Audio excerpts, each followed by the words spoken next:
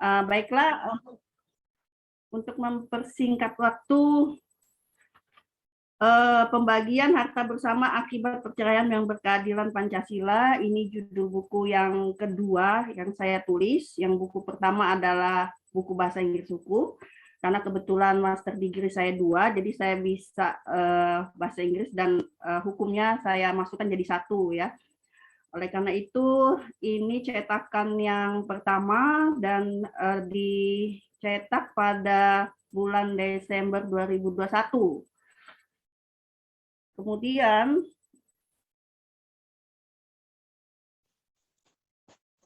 Kemudian saya jelaskan dulu simbolise-nya, yaitu yang pertama ada eagle Pancasila, yaitu burung Garuda Pancasila. Ini ada hubungannya dengan judul buku tersebut. Kemudian ada gambar yang berupa joint property, harta bersama, yaitu berupa rumah, kemudian tanah, perhiasan, dan yang lain-lain di sini. Kemudian saya pilih warna hijau karena saya percaya hijau itu penuh dengan kedamaian ya. Jadi selama ini kalau beberapa masyarakat atau yang lain kalau berbicara tentang harta bersama, pembagian harta bersama, itu selalu ada keributan dan ada ketidakcocokan. Untuk itu saya kedepannya menginginkan mereka selalu dalam keadaan yang damai dalam menyelesaikan masalah tersebut. Kemudian di dalam buku tersebut ada 11 bab dan halamannya 293 halaman. Latar belakang dari buku ini adalah seperti yang kita ketahui bahwa setiap proses pengadilan pembagian harta bersama ini yaitu diawali dengan perceraian. Nah, setelah itu selalu diikuti oleh adanya perselisihan, reconciliation ini perselisihan, kemudian masalah pembagian harta bersama ini diatur di dalam Undang-Undang Nomor 1 1974 yang mana saat ini telah berubah menjadi Undang-Undang Nomor 16 2019.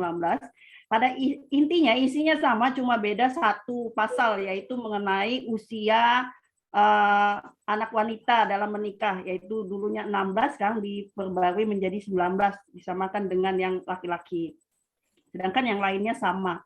Untuk itu di dalam pasal 35 ini menjelaskan bahwa pengertian harta bersama itu dimiliki setelah melakukan suatu perkawinan.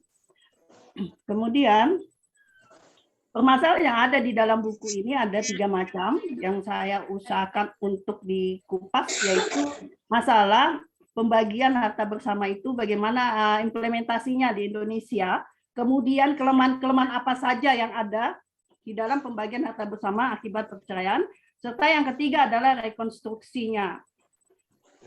Yang berbasis Pancasila itu bagaimana? Yang berbasis keadilan Pancasila. Kemudian kelebihan dari buku yang ada yaitu ada rekonstruksi yang mana dari kelebihan-kelebihan dan kekurangan dari 2 pasal ini ya. Pasal 37, kemudian juga pasal 97 untuk kompilasi hukum Islam. Di sini saya kupas tentang kelebihannya, kemudian kekurangannya, dan alasan-alasan apa saja. Kemudian juga ini pasal 97 kompilasi hukum Islam, kelebihannya apa saja, kemudian kekurangannya apa, dan alasan-alasan dari pasal tersebut. Dan kelebihan yang ketiga adalah mengenai sebelum direkonstruksi dan setelah direkonstruksi. Di sini berdasarkan penelitian, yaitu beberapa kasus yang sudah ingkrah, ada putusan hakim. Oleh karena itu, saya masukkan ke dalam penelitian ini, sehingga bukti dan datanya kuat dan akurat. Kemudian juga untuk pasal selanjutnya, pasal 97 pun sebelum direkonstruksi bunyi pasalnya seperti ini, dan setelah saya rekonstruksi bunyi pasalnya seperti ini.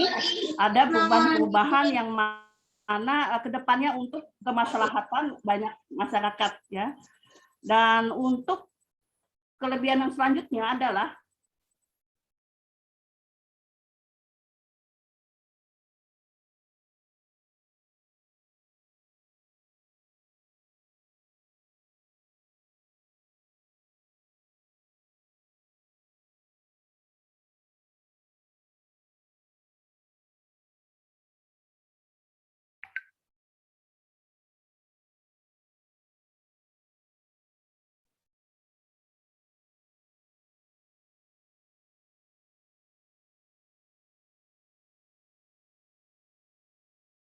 Bisa dengar? Mohon maaf. Bisa dengar? Bisa Jelas, Ibu, jelas. tadi sempat terpental, sekarang sudah masuk lagi. Silahkan Ya, Bu. jaringannya Kalimantan. Jadi untuk kelebihan buku saya tersebut adalah ada pembagian harta bersama dari beberapa negara, yaitu di sini saya buat 6 negara. Kebetulan beberapa negara dari negara ini saya udah datangi, yaitu pertama yang di Jepang, Brunei, Malaysia, Egypt, Filipina, dan Saudi Arabia. Di antara 6 negara ini ada kelebihan dan kekurangannya yang mana kedepannya bisa kita ambil sebagai masukan di dalam hukum yang berlaku di Indonesia, di negara kita. Itu fungsinya kita melakukan comparing atau perbandingan beberapa negara. Kemudian juga kelebihan dari buku saya selanjutnya adalah mengenai rekonstruksi pembagian harta bersama based on Pancasila, berdasarkan Pancasila itu yang bagaimana. Saya coba kaji melalui dasar rekonstruksinya, kemudian paradigmanya bagaimana, dan rekonstruksi nilai dan hukumnya bagaimana. Ada 2 nilai dan hukum coba dikupas tuntas di dalam 2 pasal yang berhubungan dengan pembagian harta bersama. Mungkin Bapak Ibu bisa lihat di sini faktor-faktor apa saja, kemudian juga faktor strukturnya bagaimana, budaya hukumnya bagaimana, serta untuk rekonstruksi nilai pembagian harta bersamanya juga ada 2 yang saya tambahkan di sini. Ya, mudah-mudahan di kemudian hari bisa bermanfaat bagi orang banyak. Alhamdulillah kemarin waktu saya sidang untuk pengadilan di PA, yaitu masalah perceraian, kebetulan hakimnya ada perempuan di situ. Saya kasih buku saya gini ya, mudah-mudahan dengan begitu hakim bisa terbuka jika memberikan suatu masukan atau memberikan keputusan. Nah, di sini saya masukkan rekonstruksinya, yaitu pasal 37 yang dari awalnya mengenai bila perkawinan putus karena perceraian harta bersama diatur menurut hukumnya masing-masing, kemudian direkonstruksi seperti ini. Jadi ada 2 poin, tapi kemudian dijabarkan karena disesuaikan dengan keadaan dinamika saat ini, kondisi wanita bagaimana. Jadi oleh karena itu berdasarkan penelitian-penelitian itu kemudian saya putuskan untuk membuat rekonstruksi seperti ini. Dan pasal 97 juga demikian, karena masih kabur, belum jelas, begitu unclear. Oleh karena itu dengan ditambahkan dengan beberapa poin dan dirubah sedikit sehingga akan mencapai keadilan yang seperti kita mau, yaitu sesuai dengan keadilan Pancasila. Kesimpulannya yaitu dari buku ini, jadi diketahui bahwa implementasi pembagian harta bersama akibat perceraian itu tidak mencapai suatu keadilan. Kemudian yang kedua, faktor-faktor apa yang mempengaruhi pembagian harta bersama ini bisa kita lihat dari 3 aspek, yaitu dari legal substance faktornya, kemudian dari strukturnya, kemudian dari budaya hukumnya. Dan setelah itu faktor kemudian 3 ini kita breakdown lagi dari mana asalnya, yaitu adanya kendala dari hakim yang mengambil keputusan dia berdasarkan dari based on artikel. Jadi kadang hakim mengambil keputusan itu berdasarkan suatu aturan atau norma saja tanpa melihat implementasinya ke depannya itu bagaimana, di masa yang selanjutnya bagaimana. Dan juga kadang hakim dalam memberikan suatu keputusan beliau lebih condong kepada satu pihak. Dan juga yang ketiga adalah hakim dalam memberikan atau mengerti living legal values, nilai di sini untuk mencapai keadilan di society. Oleh karena itu untuk rekonstruksinya saya bagi 2, breakdown 2 untuk nilai dan hukumnya. Kemudian untuk nilai diharapkan ke depannya hakim bisa memecahkan masalah secara kasuistis. Kemudian juga pembagian orientasinya ke depannya, serta untuk hukumnya yaitu melakukan rekonstruksi di pasal 37 Undang-Undang Nomor 174 yang mana telah diperbarui Undang-Undang Nomor 16 2019 serta dikompilasi hukum Islam yaitu pasal 94. Ini kesimpulan dari buku yang ada. Kemudian saya pikir sampai saat ini sudah semua saya jelaskan, tapi sedikit-sedikit semua, tidak bisa terlalu detail. Mungkin nanti kalau ada pertanyaan bisa saya jawab secara detail. Terima kasih Ibu Moderator. Baik, Bu Dr. Esti, terima kasih atas penjelasannya. Nanti Ibu Bapak bila berkenan untuk bertanya bisa disampaikan di room chat. Sementara nanti akan saya bacakan di akhir ya, Bu Esti. Iya. Jadi satu saja dengan setelah ketiga narasumber kita selesai memberikan gambaran singkat begitu tentang isi buku. Iya. Baik, berikutnya saya undang. Tapi sebelum masuk ke Pak Hasani, ini ada beberapa informasi penting terkait Forsiladi yang akan disampaikan oleh Pak Ketum. Kita juga ini tahun 2022 ini kita akan mendengarkan dari Pak Ketum kira-kira program kerja apa yang bisa dilaksanakan oleh Forsiladi sehingga ini menjadi sebuah forum silaturahmi dan juga diskusi bagi kita semua. Silahkan Pak Ketum.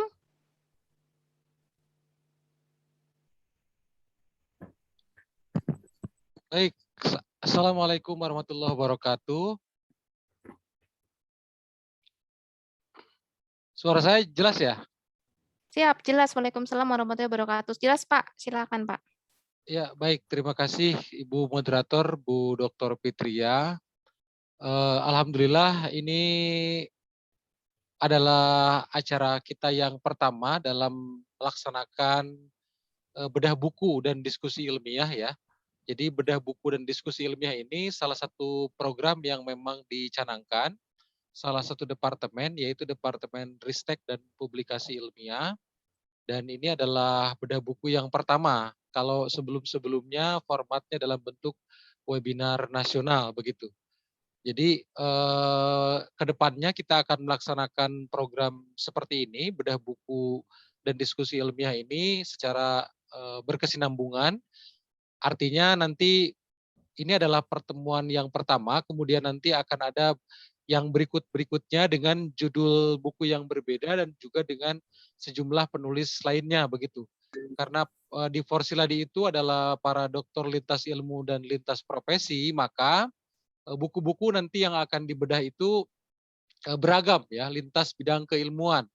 Hari ini misalnya kita akan disuguhi oleh 3 narasumber, tadi satu orang sudah tampil, temanya masing-masing begitu. Ada tadi Bu Dr. Esti Royani dari Samarinda, beliau itu mengangkat tema tentang pembagian harta bersama. Kemudian itu adalah judul buku beliau. Dan Bu Dr. Esti ini adalah seorang aktivis ya dari Kalimantan Timur ya. Di Porsiladi beliau di jajaran DPW Kalimantan Timur itu menjabatannya sebagai ketua bidang riset dan pengembangan IKN ya, ketua Departemen Riset dan Pengembangan IKN karena beliau dari DPW Porsiladi Kalimantan Timur. Kemudian yang kedua nanti ada Pak Dr. Haji Hasani Ahmad Said MA. Beliau ini adalah seorang ulama nih bagi saya dan kita sudah sangat kenal, ini seorang kiai ini, beliau ini. Saya sangat mengenal kiprah beliau. Beliau ini aktif di Majelis Ulama Indonesia, di Komisi Dakwah MUI Pusat ya yang saya tahu. Kemudian beliau juga aktif mengajar di UIN Syarif Hidayatullah Jakarta. Beliau juga memiliki sejumlah yayasan pendidikan ya. Dalam beberapa kegiatan juga sangat banyak itu yang sebetulnya sangat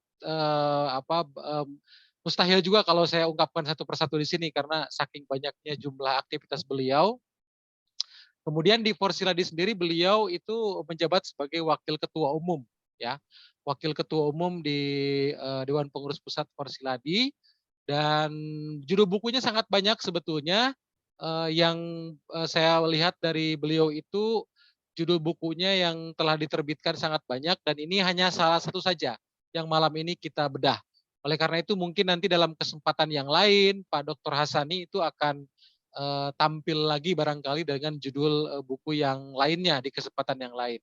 Kemudian yang ketiga, ini juga ada sahabat saya Pak Dr. Haji Muhammad Soleh Hafudin, MSI. Beliau ini dari Provinsi Banten dan saat ini beliau mendapat amanah sebagai Ketua DPW Provinsi Banten, ya, Forsiladi Provinsi Banten. Kemudian beliau ini seorang aktivis keagamaan juga selain sebagai akademisi kampus, ya, dan nanti akan membahas tema tentang buku beliau tentang moderasi beragama. Tentang moderasi beragama, ini adalah tema buku beliau, nanti akan dikupas secara panjang lebar, ya. Nah, ini adalah salah satu contoh saja malam ini. Ini akan menjadi contoh untuk pertemuan-pertemuan berikutnya, ya, karena ini sebagaimana dibaca dalam informasi yang disebarkan, itu adalah edisi pertama, ya, edisi pertama dalam penyelenggaraan bedah buku dan diskusi ilmiah. Dan nanti kita akan tampung juga sejumlah buku-buku lain. Makanya para doktor maupun para guru besar di Forsiladi dipersilahkan nanti untuk menyampaikan informasi terkait buku karya masing-masing, begitu, mana saja yang akan dibedah, ya, yang akan nanti ikut dibedah dalam berbagai acara yang akan kita laksanakan di kemudian hari, sehingga bisa kita jadwalkan waktunya, karena tentu sangat banyak. Kalau berbicara doktor dan profesor, tentu jumlah buku karyanya ini sangat banyak, sehingga tidak mungkin juga jika kita tanpa pengaturan, ya, karena jumlah buku sangat banyak. Satu pertemuan itu kita batasi maksimal 3 buku. Jadi satu pertemuan kita batasi maksimal 3 buku dengan 3 penulis yang berbeda, begitu. Sehingga nanti kalau bidang ilmunya itu boleh lintas. Di satu pertemuan itu boleh lintas keilmuan, tidak harus satu tema yang sama. Misalkan tema-tema keagamaan, tidak harus. Jadi karena memang dari awal Forsiladi ini kan lintas ilmu, lintas profesi. Satu pertemuan itu tidak harus dalam rumpun ilmu yang sama, tapi juga bisa lintas keilmuan. Ini menandakan Forsiladi memang dari awal diniatkan sebagai forum para doktor lintas ilmu dan lintas profesi, begitu. Nah, seperti itu saya kira gambarannya, dan juga nanti program-program lainnya ditunggu. Nanti kita akan rapatkan kembali terkait dan konsolidasikan kembali segala hal yang akan kita laksanakan menunjang program-program yang sudah berjalan. Saya kira sementara itu saja dulu, Bu Dr. Tia, dari saya, dan nanti kita bisa lanjutkan di kesempatan yang lain. Terima kasih. Assalamualaikum warahmatullahi wabarakatuh.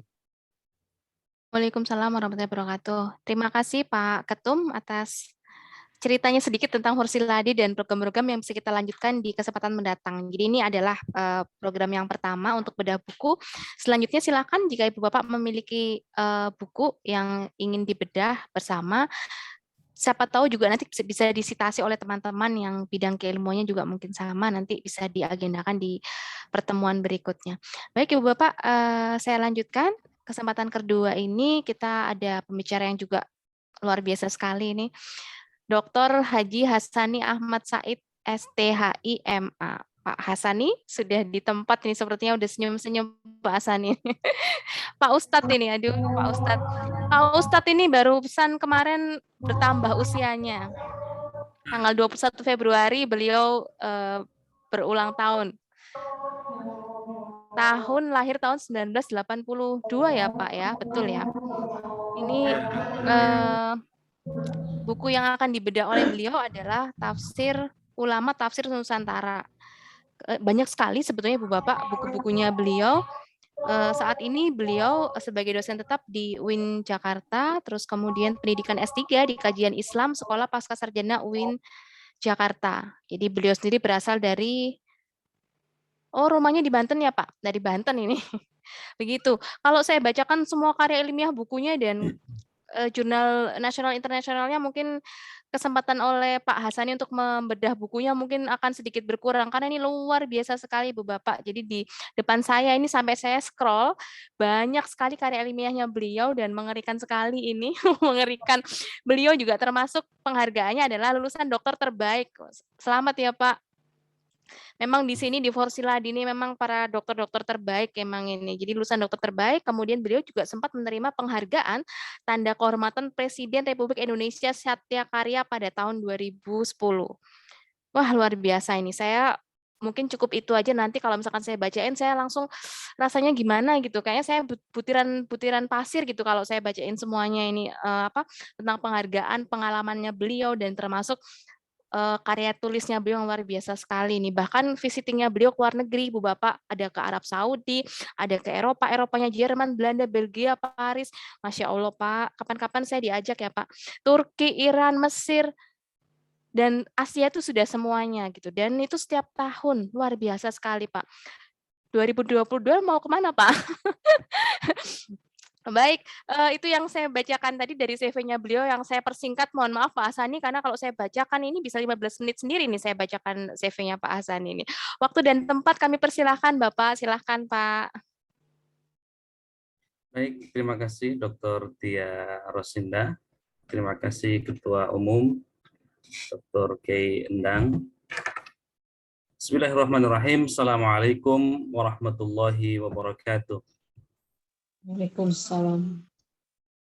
Bismillah, walhamdulillah, wassalatu wassalamu ala rasulillah wa ala alihi wa sahbihi wa mawalah, la hawla wa la quwata illa billah. Qala rabbi syrah li sadri wa yassir li amri wahlul 'uqdatam min lisani yafqahu qawli. Bapak Ibu sekalian yang berbahagia, para cendekiawan muslim, para pengurus pusat dan semua pengurus wilayah Forsiladi, Forum Silaturahmi Doktor Indonesia. Ini dari namanya sudah ngeri, ini luar biasa. Ini kumpulan para doktor, para profesor yang hadir di majelis ilmu ini. Saya tadi sudah disebutkan oleh Ketua Umum menjadi bagian dari keluarga besar Forsiladi yang ikut mengawal dari awal sampai hari ini, dan saya ikut bergembira karena Forsiladi perkembangannya sudah pesat sekali, bahkan sudah melanglang buana, dan saya kira hampir semua provinsi sudah terlampaui. Baik, Bapak-Ibu sekalian, para profesor, para doktor yang berbahagia, buku saya tadi sudah dibacakan salah satunya dari sekian buku yang saya tulis. Ini Jaringan dan Pembaharuan Ulama Tafsir Nusantara abad 16 sampai abad ke-21. Ini sesungguhnya, mohon izin Bu Dr. Tia, saya dikasih waktu berapa menit biar sesuaikan? Sekitar 15 menit ya Pak Dokter. Masya Allah. Karena nanti tanya jawabnya biar bisa lebih lama Pak.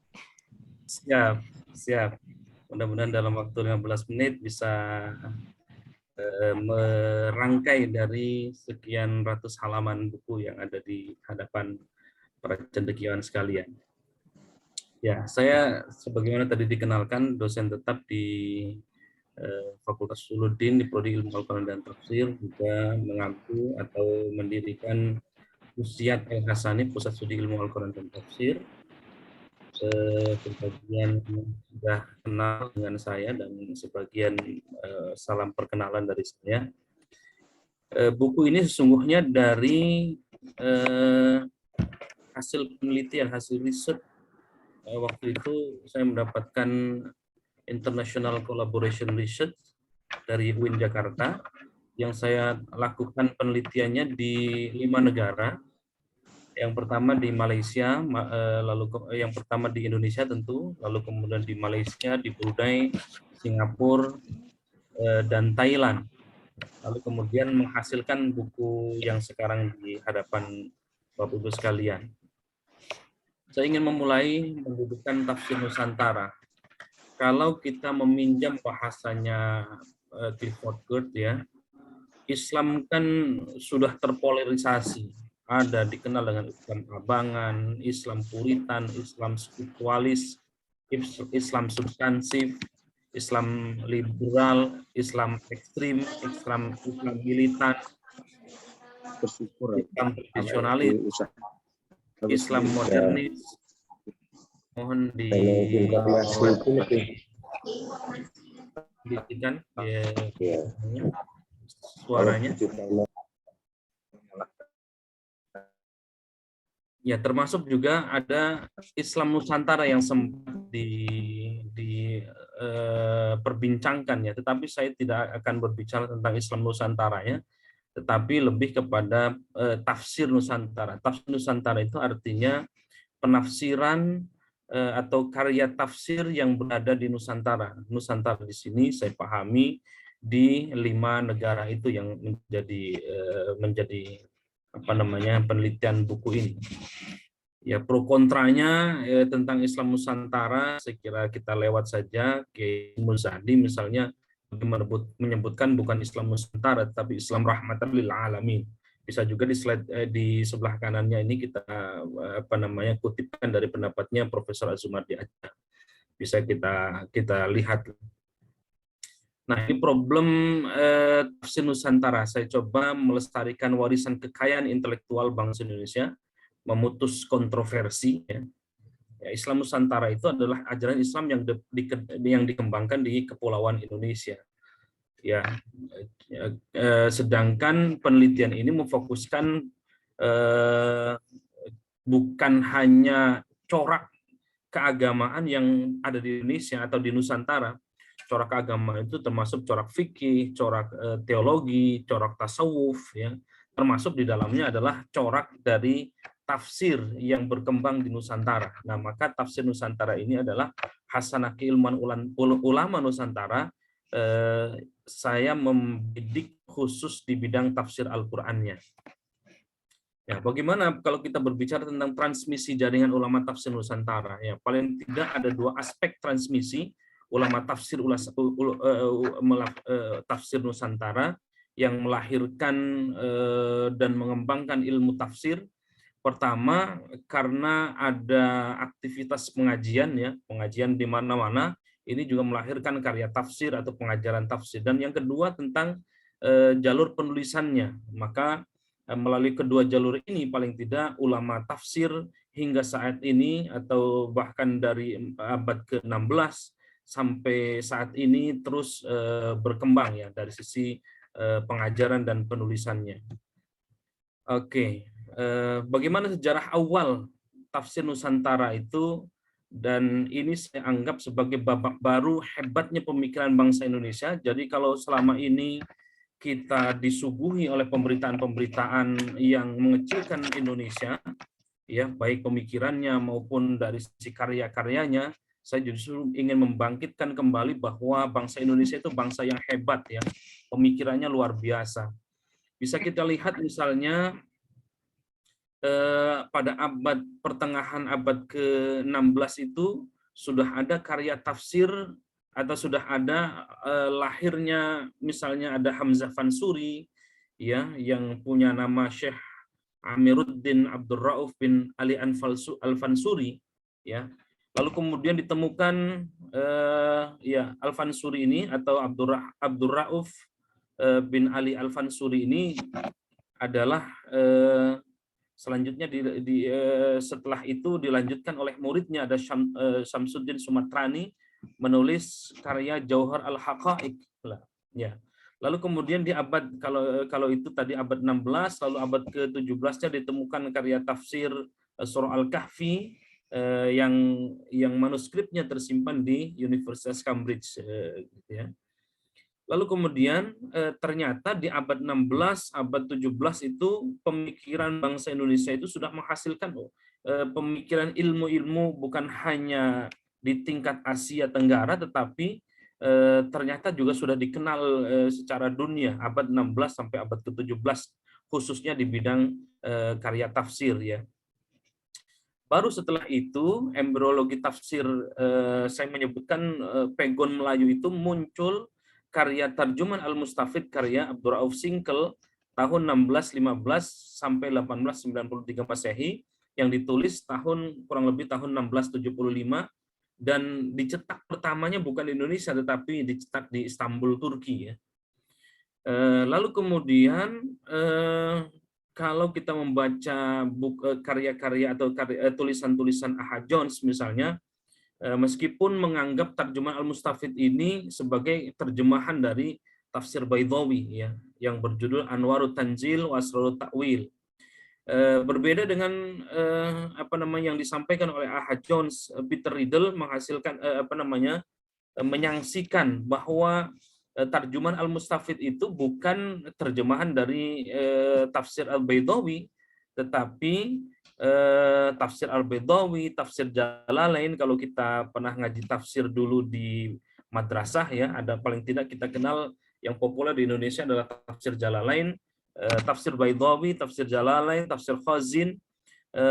Menurut Peter Riddle bukan bukan terjemahan dari tafsir Baydawi, tetapi merupakan referensi yang dipakai oleh tarjuman Al-Mustafid karya Abdurrauf Singkel ya. Abdurrauf Singkel yang tadi orang Aceh, saya kira sudah nama Abdurrauf Singkel ini sudah populer ya.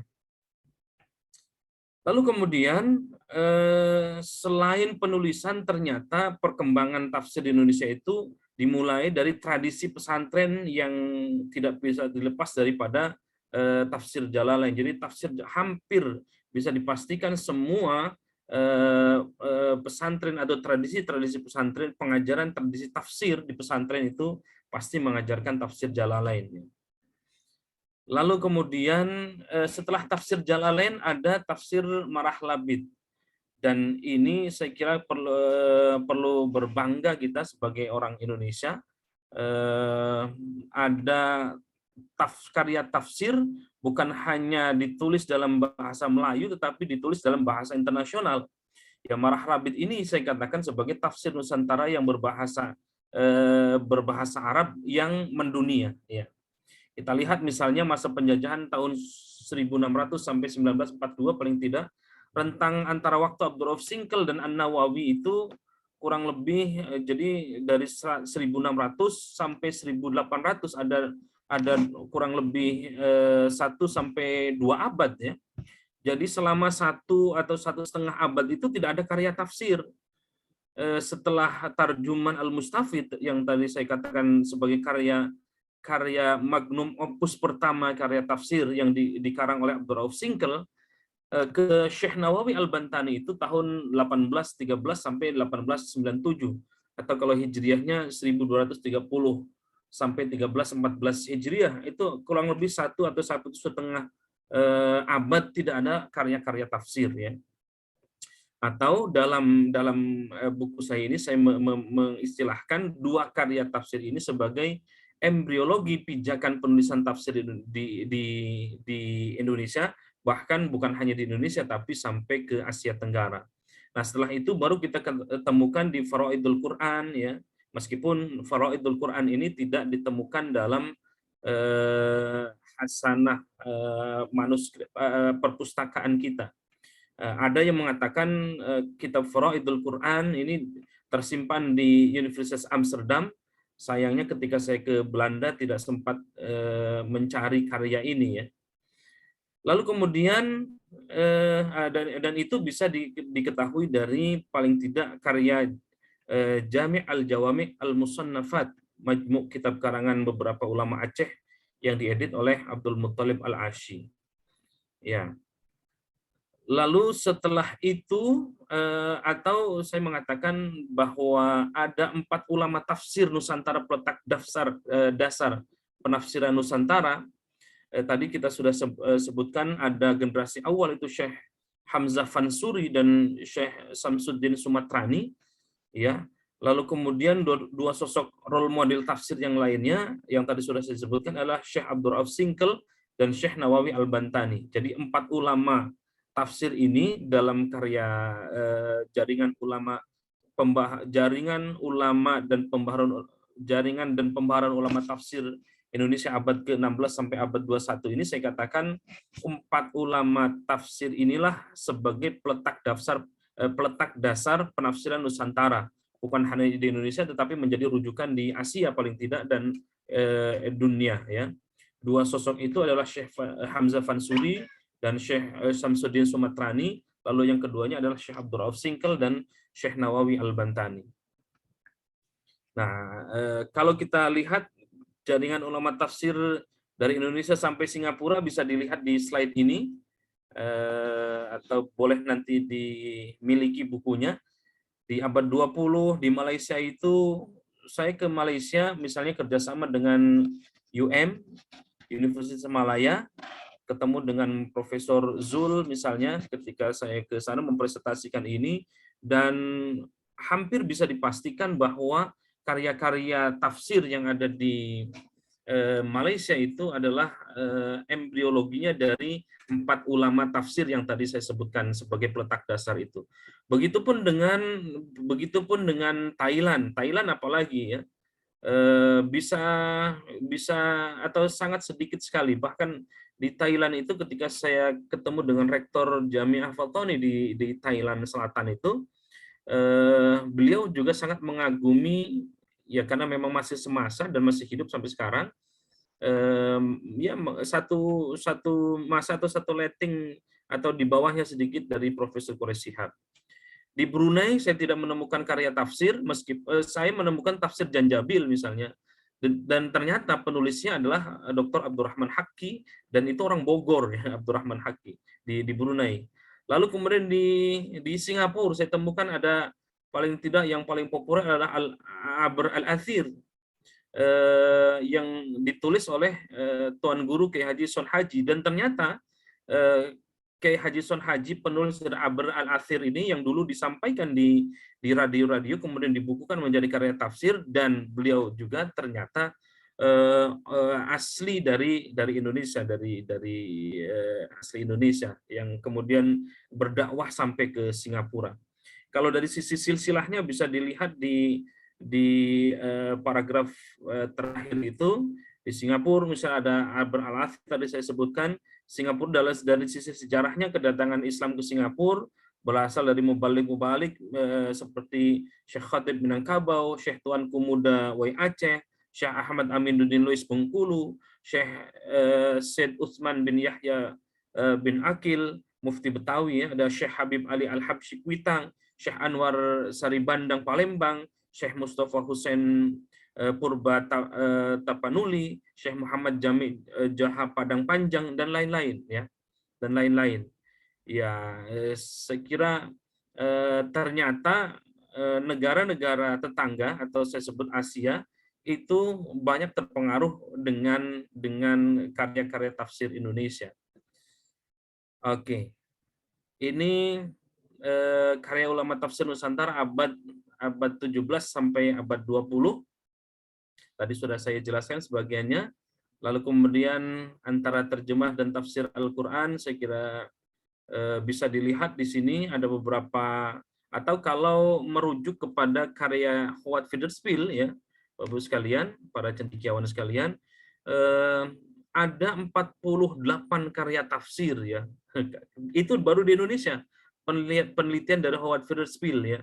Jadi kalau kita baru tahu masih mungkin kurang dari 10 ya, sebenarnya harusnya kita menguasai atau paling tidak mengenal tafsir-tafsir Indonesia itu. Kalau kita selama ini mungkin tahu tafsir Al-Misbah, tafsir Al-Azhar, tafsir An-Nur, Hasbi As-Siddiqi, mungkin setelah itu kita agak kesulitan ya, padahal banyak sekali, baik itu tafsir yang ditulis dalam bahasa Arab Pegon maupun bahasa Arab maupun dengan bahasa daerah ya.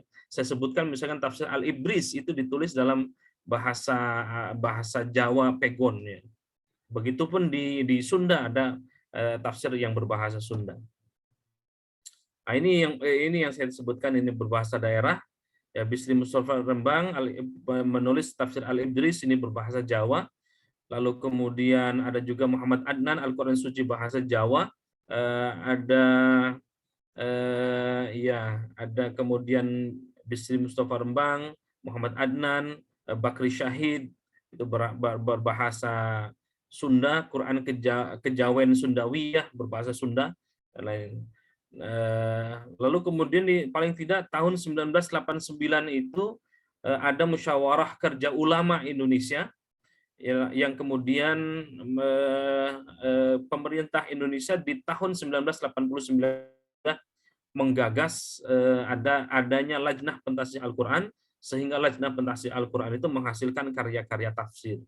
Jadi luar biasa perhatian pemerintah dari sisi ini.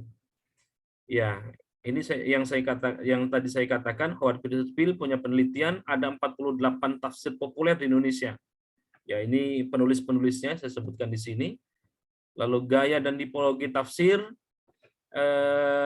dari analisa atau analisis yang saya temukan, ada beberapa tipologi tafsir. Ada tipologi tafsir Hijazi. Hijaz itu dari Arab Saudi gitu ya, karena memang penulis-penulisnya lulusan Arab Saudi. Ada Azhari, tafsir Al-Misbah itu kental sekali Azhari ya. Ada juga dari sarjana barat ya, dan yang lain-lain saya kira. Ini mata rantainya, silakan bisa dilihat. Jalur Hijazi Saudi Arabia itu siapa saja, bahkan sejak abad ke-7 itu sudah ada interaksi atau interkoneksi ulama ya, antara ulama Indonesia dengan ulama-ulama Arab Saudi atau Saudi Arabia atau yang dikenal dengan Hijaz. Sudah dari abad ke-7 ya. Lalu kemudian ada jalur Azhari Mesir ya. Kita kenal misalnya bagaimana pemikiran Muhammad Abduh, penulis tafsir Al-Manar di Indonesia ya. Lalu kemudian banyak mufassir Indonesia juga yang belajar ke Mesir. Ada juga yang menarik saya temukan, selain dari kalau Saudi Arabia saya kira kita sudah maklum lah ya. Selain Saudi Arabia, dari Azhari Mesir juga sudah kita maklum. Ternyata saya menemukan ada dari benua India ya.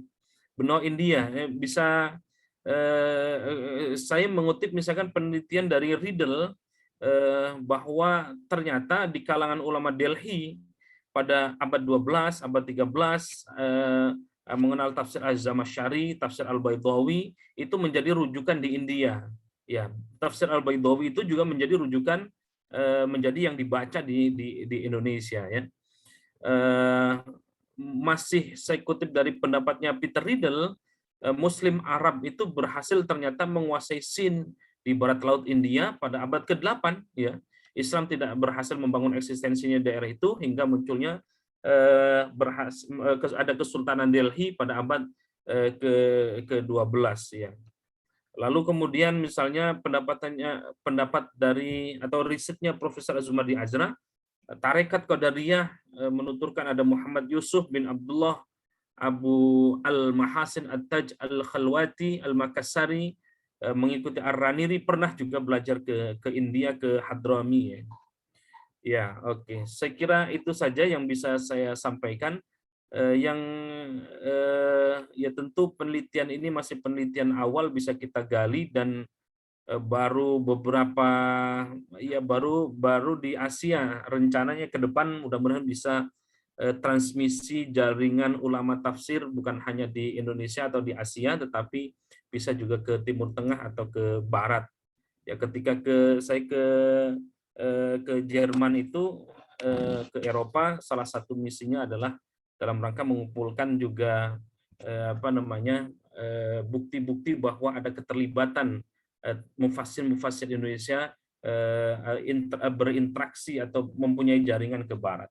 Saya kira itu Bu Dr. Tia Rosinda, tentu pengennya banyak tetapi ini saya sampaikan singkat-singkat saja. Wallahu a'lam bishawab. Assalamualaikum warahmatullahi wabarakatuh.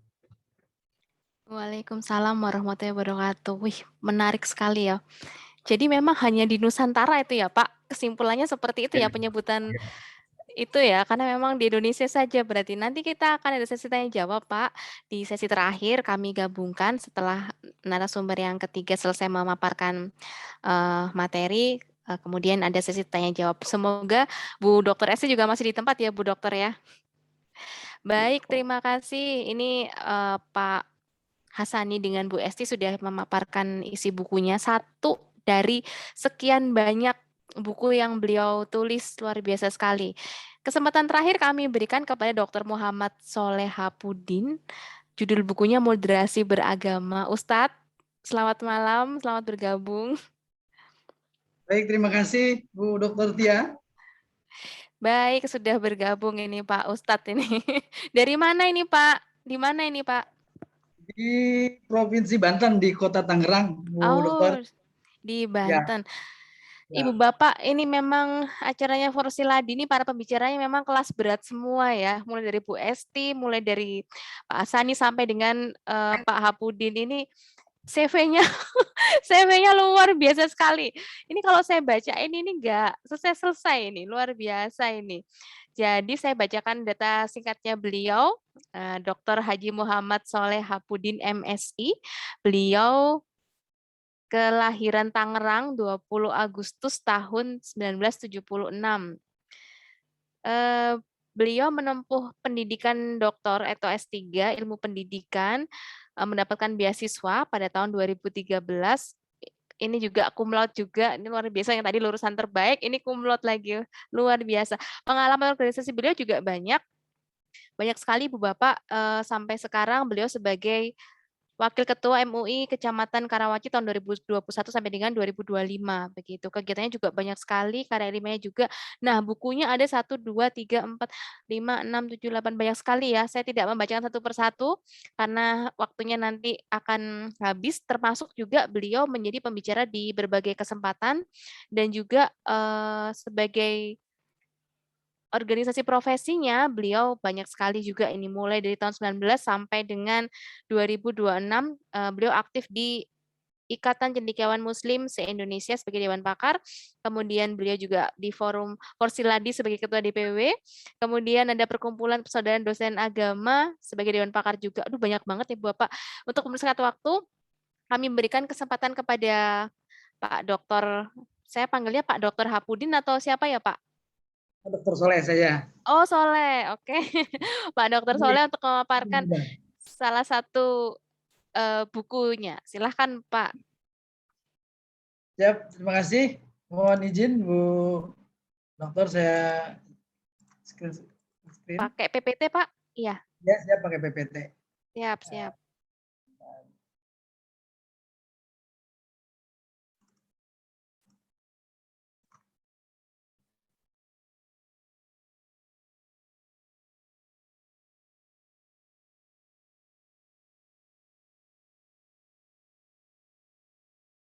Sudah terlihat Bapak dan Ibu sekalian? Sudah Pak, silakan. Baik, bismillahirrahmanirrahim. Assalamualaikum warahmatullahi wabarakatuh. Waalaikumsalam warahmatullahi wabarakatuh. Waalaikumsalam warahmatullahi wabarakatuh. Waridwanu. Waalaikumsalam warahmatullahi wabarakatuh. Yang saya hormati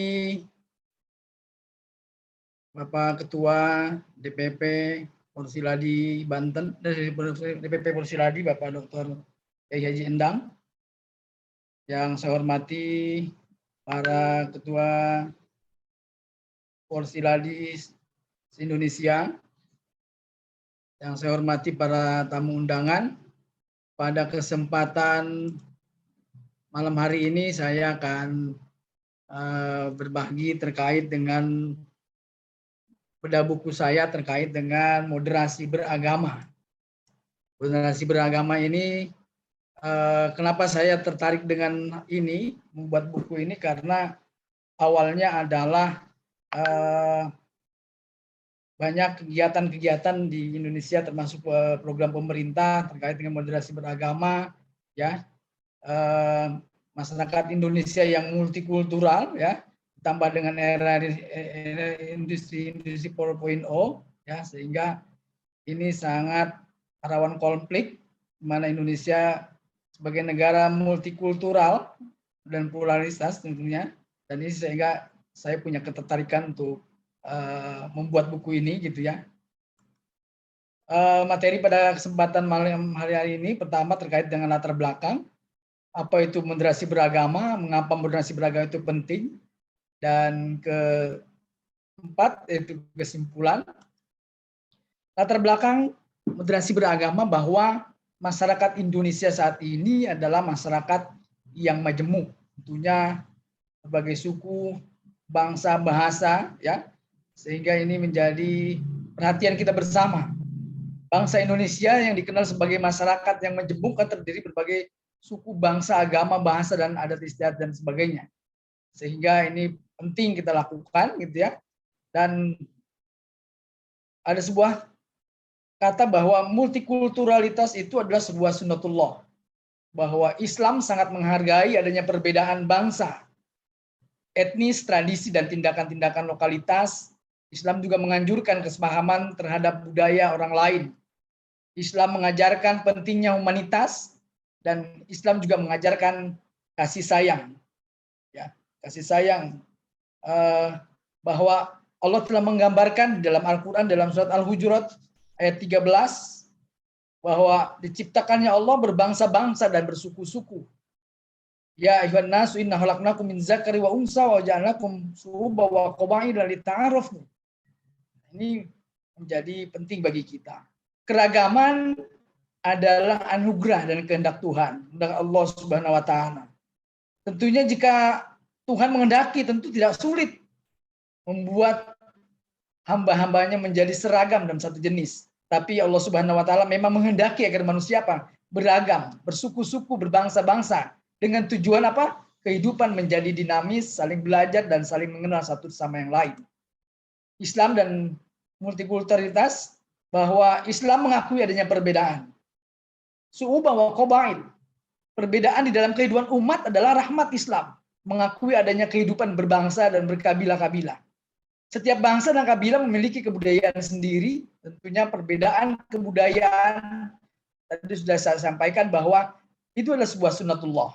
Islam mengakui adanya universalitas terhadap pluralitas. Indonesia sebagai negara yang plural dan multikultural tentunya sangat konflik berlatar agama, sangat potensial terjadi di Indonesia. Inilah mengapa kita perlu moderasi beragama menjadi solusi agar menjadi key faktor, kata-kata kunci untuk menciptakan kehidupan yang harmonis, dinamis, dan damai. Ini penting bagi ciri-ciri masyarakat majemuk. Unsur budayanya lebih dari satu. Yang kedua, sering terjadinya konflik sosial yang berbau sara. Adanya dominasi politik oleh satu kelompok atas kelompok yang lain. Ya. Dan faktor yang mempengaruhi masyarakat majemuk tentunya di latar belakangnya apakah kondisi geografi Indonesia. Yang kedua, adanya keterbukaan terhadap budaya luar, adanya infiltrasi budaya. Terlebih saat ini Indonesia dan negara-negara sudah masuki era industri 4.0. Semua bisa mudah dijangkau dengan adanya Internet of Things, IoT, ya, big data dan yang sebagainya, sehingga akses budaya mudah masuk. Yang ketiga, iklim yang berbeda. Tentunya konsep moderasi beragama kita pahami bahwa moderasi itu dari serapan bahasa Inggris, ya, moderation, sikap yang sedang dan tidak berlebihan, ya, di mana biasa-biasa saja dan tidak ekstrim. Tentunya moderat mengedepankan pada keseimbangan dalam hal keyakinan moral, ya, atau dalam bahasa Arab dengan wasatiyah, ya, tawasud, tengah-tengah, itidal, ya, tawazun, seimbang dan segala macamnya. Ini penting bagi kita untuk pahami. Adil dan berimbang, kata adil di mana tidak berat, tidak sebelah, tidak memihak, berpihak pada kebenaran tentunya. Keseimbangan ini yang diperlukan. Seperti dalam planet bumi juga ada perlu keseimbangan, ya. Keseimbangan supaya apa? Matahari beredar pada porosnya, segala macam ini kan perlu keseimbangan, ya. Apa landasan moderasi beragama? Ini dalam surat Al-Baqarah yang berbunyi auzubillahi minasyaitonirrajim bismillahirrahmanirrahim wa kadzalika ja'alnakum ummatan wasatan litakunu syuhada 'alan nas wa yakun rasul 'alaikum syahida. Demikian pula kami telah menjadikan kamu umat Islam wasaton, pertengahan, agar menjadi saksi-saksi perbuatan manusia dan agar Rasul menjadi saksi atas perbuatan kamu. Ini yang menjadi landasannya. Dan tentunya apa itu moderasi beragama? Moderasi beragama itu cara pandang kita dalam beragama secara moderat. Memahami dan mengamalkan ajaran agama dengan tidak ekstrim, baik ekstrim kanan maupun ekstrim kiri. Karena agama sejatinya adalah sudah moderat, mengajarkan nilai-nilai keseimbangan di tengah-tengah, jalan tengah, middle way. Sehingga apa? dalam mengelola situasi keagamaan di Indonesia yang sangat beragam tentunya digambarkan di atas membutuhkan visi dan solusi yang menciptakan kerukunan umat beragama.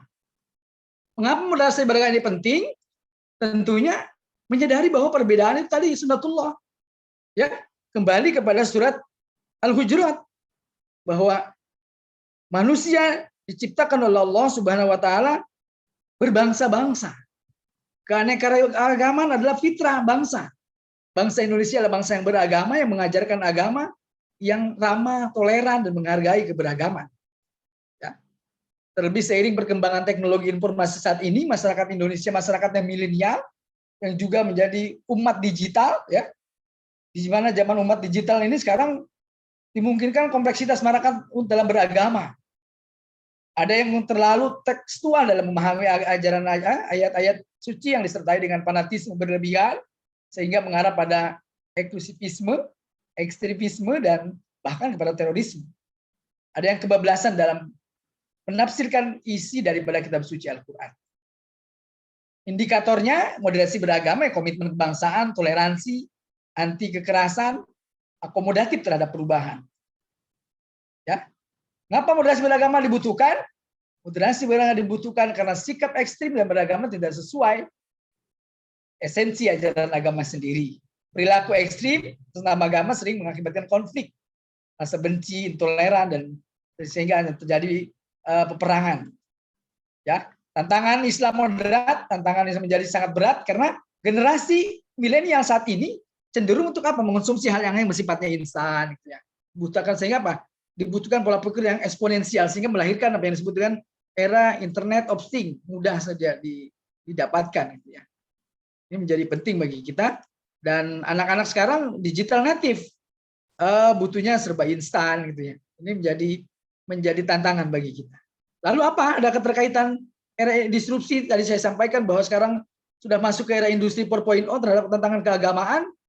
Ya tentunya ada terjadi disrupsi agama.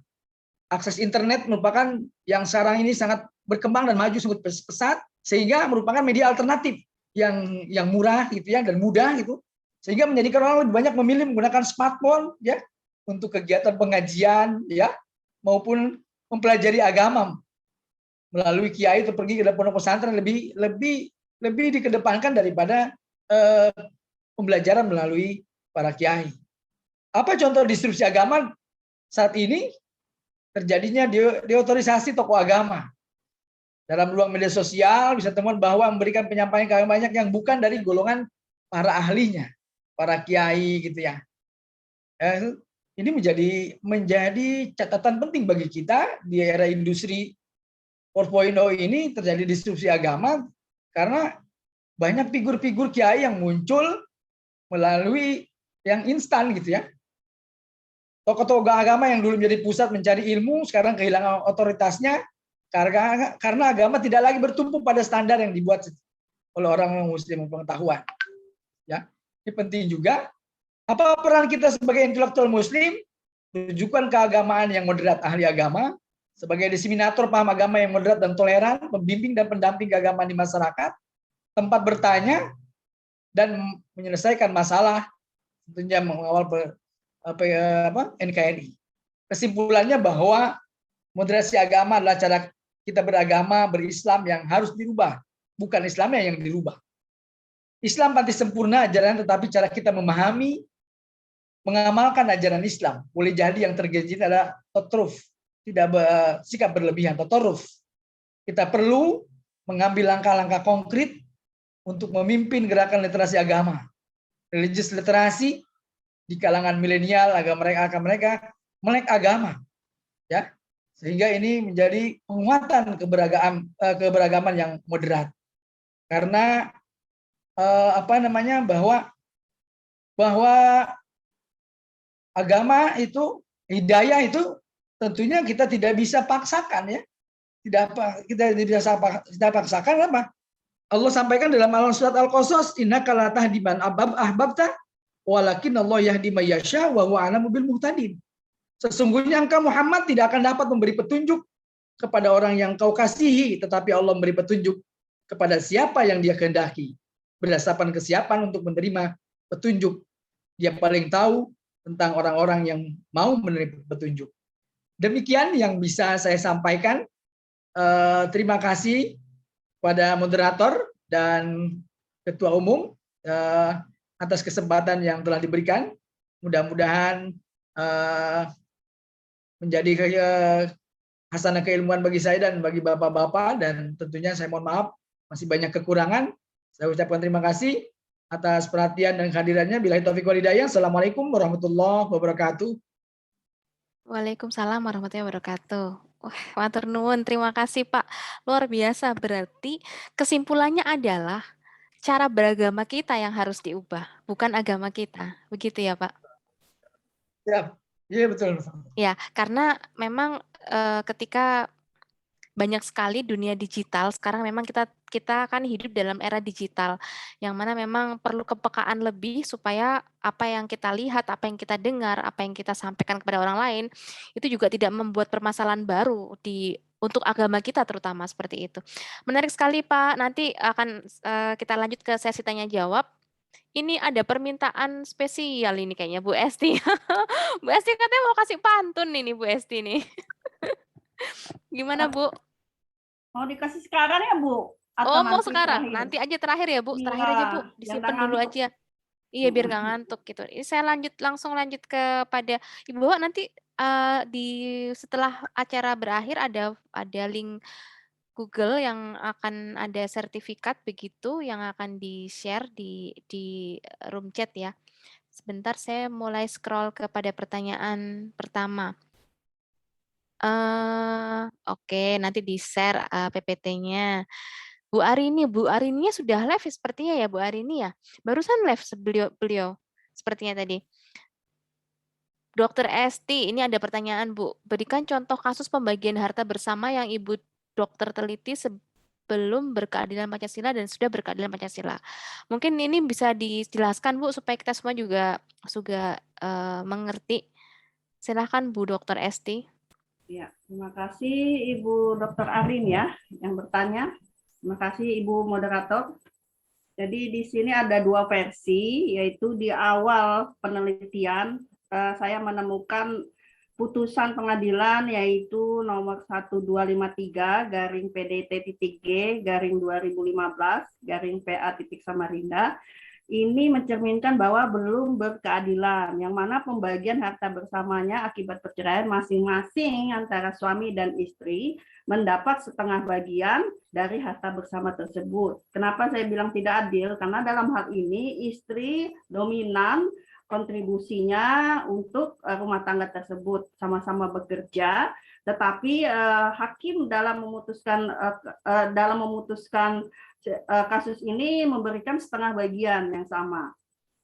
Kemudian untuk contoh kasus yang berkeadilan Pancasila yaitu pada putusan nomor 618/PDT-G/2012/PA-BKT, kemudian Pengadilan Tinggi Agama mendapat putusan Padang yang ditetapkan kemudian nomor 38/2013/PTA-PDG. Nah, di dalam mengambil keputusan di sini hakim memberikan bagian 1/3 dan 2/3 bagi istri 2/3 dan bagi suami 1/3. Kenapa? Karena berdasarkan keadilan Pancasila di mana hal ini istri berkontribusi lebih banyak, yaitu sama-sama bekerja, suami bekerja dan istri bekerja. Oleh karena itu di dalam pembagian harta bersama istri lebih diberikan pembagian harta bersama yaitu 2/3 dibanding suami. Nah, ini sudah mencerminkan suatu nilai keadilan Pancasila yaitu sila kedua dan sila kelima. Yang mana sila kedua adalah memanusiakan manusia dengan menggunakan hak asasi manusia human right untuk to get justice, mendapatkan keadilan. Dan sila yang kelima di sini maksudnya adalah perlakuan yang sama di hadapan hukum. Oleh karena itu, antara dua kasus ini saya compare, saya bandingkan. Yang pertama adalah kasus yang belum berkeadilan Pancasila, dan yang kasus yang kedua adalah kasus yang berkeadilan Pancasila. Yang kemana ke depannya dalam memutuskan suatu putusan, hakim bisa lebih fleksibel menghadapi segala dinamika yang ada, yang dulunya yaitu wanita sebagai ibu rumah tangga saja, dan pembagian setengah-setengah masih fair, masih adil. Tapi yang saat ini dinamika perkembangan zaman yang mana wanita sudah berkembang, mereka sudah bisa mandiri, mereka sudah bisa berkontribusi, maka lebih dari mungkin sebelumnya ya, suami mungkin suami dibawa di istri lebih memberikan masukan-masukan di dalam penghasilan, dan dia lebih untuk itu jadi sebijaksana mungkin hakim bisa memutuskan putusan tersebut dengan seadil-adilnya berdasarkan kontribusi dan sumbangsi istri kepada rumah tangga tersebut. Saya pikir seperti itu, Ibu Moderator. Baik, terima kasih Bu Esti penjelasannya. Ini ada lagi pertanyaan sebentar. Masih dengan Bu Arini, ini untuk Pak Soleh ini sepertinya. Sebentar, chat saya agak sedikit trouble ini. Oke, saya ke ini dulu, Pak Bambang Ismaya, karena Bu Arini sudah live ya. Pak Bambang Ismaya ini. Pak Bambang masih ada ya di sini ya. Pak Hasani, ada pertanyaan. Bagaimana perkembangan tafsir modern di Nusantara ini? Silakan Pak Absani. Ya, tafsir itu kan produk dari pemikiran ya. Teks sucinya adalah Al-Quran, ya. Sedangkan karya pemikiran dari Al-Quran itu dikembangkan dalam tafsir. Jadi selama orang itu masih terus berpikir, tentu disertai dengan keilmuan-keilmuan tafsir, maka tafsir itu akan berkembang, termasuk juga tafsir modern saat ini. Ya, karena terus berkembang, selama masih ada pemikiran-pemikiran tentang kajian Quran, maka tafsir itu terus mengalami perubahan-perubahan sesuai dengan kondisi zamannya. Atau dalam bahasa yang lain, sholihun likulli zaman wa makan. Jadi Quran itu sesungguhnya akan senantiasa sholihun, mengikuti sesuai dengan kondisi zaman dan masanya. Kalau ada yang berpendapat bahwa Quran itu mati, sesungguhnya bukan Qurannya yang mati, tetapi bisa jadi pemikirannya yang belum sampai terhadap teks Quran itu, ya.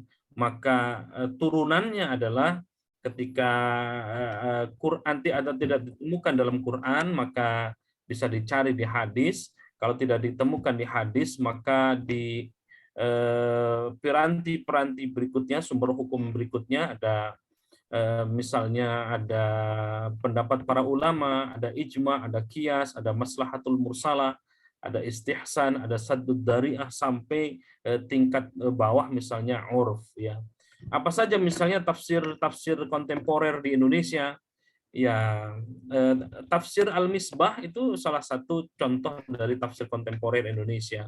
Lalu kemudian yang sekarang sedang ditulis ada Profesor Amin Suma misalnya, menulis tafsir Al-Amin, meskipun baru surah Al-Fatihah dan sekarang sedang pengerjaan surah Al-Baqarah dan surah-surah berikutnya. Lalu kemudian ada Profesor Yunan Yusuf, beliau juga sudah menulis beberapa karya tafsir dan sudah terlahir beberapa juz sudah selesai. Itu termasuk juga tafsir kontemporer. Pendeknya, tafsir kontemporer itu tafsir yang lahir di masa kontemporer tentunya. Kalau merujuk kepada Profesor Harun Nasution di abad 20-21 itu masuk dalam kategori tafsir kontemporer. Saya kira itu Teh Dr. Tia. Ada yang lain? Terima kasih jawabannya Pak Hasani. Begitu nggih Pak Bambang, masih di sini ya? Pak Bambang ya? Jawabannya Pak Dokter. Ya, Oh, sudah. Cukup Pak? Ya, cukup, saya kira cukup. Terima kasih banyak. Baik, lanjut ke Pak Dr. Soleh nih.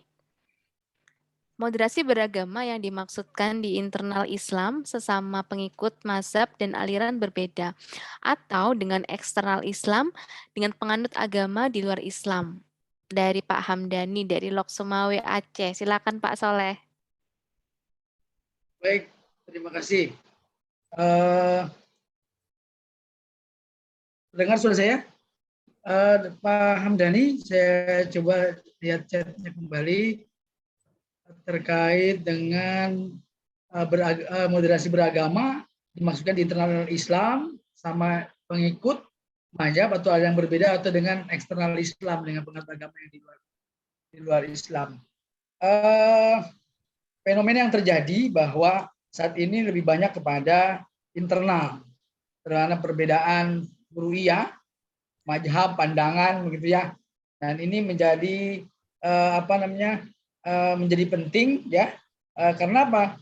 Adanya gerakan-gerakan gitu ya, gerakan-gerakan yang tentunya radikalisme maupun yang lainnya ini menjadi terutama dari sisi internal karena penterjemahannya sebatas tekstual gitu ya, pemahamannya inklusivisme gitu ya, dan ini menjadi penting bagi kita bahwa hal ini terjadi dalam secara internal gitu ya, menganggap ana khairu minhu gitu, saya lebih baik daripada mereka kan gitu ya. Ini yang menjadi termasuk aliran dan bahan agama ya, tafkiri yang maupun yang lainnya gitu ya. Dan ini yang memang menjadi sorotan penting bagi kita bahwa terutama dalam pemahaman teks Al-Qur'an gitu, yang sifatnya tekstual gitu ya. Sedangkan tadi disampaikan oleh Dr. Haji Hasani, al-Islam sohlikul zaman gitu ya. Tentunya kita juga tidak boleh memaksakan kehendak gitu ya. Jadi bahwa kita menghargai pendapat perbedaan gitu ya. Bahwa yang berhak memberikan itu kan hidayah ya, hidayah, bahwa Allah yang hanya memberikan hidayah gitu ya, bahwa kita hanya memberikan sebagai role model, memberikan contoh gitu ya. Dalam tadi sudah saya sampaikan dalam surat Al-Qasas itu bahwa Allah yang memberikan hidayah, innaka la tahdi man ahbabta walakin yahdi man yasha. Sesungguhnya engkau Muhammad tidak akan dapat memberi petunjuk pada orang-orang yang engkau kasihi gitu. Jadi jangan terlalu memaksakan pola pikir gitu ya. Sehingga kenapa? Kita sifatnya hanya memberikan contoh, model dan yang segala macamnya. Hal seperti itu Bu Dr. Tias dan Pak Dr. Hamdani dari Lok Sumawe Aceh. Baik Pak Hamdani, sudah cukup ataukah masih ada yang ingin ditanyakan ke Pak Soleh?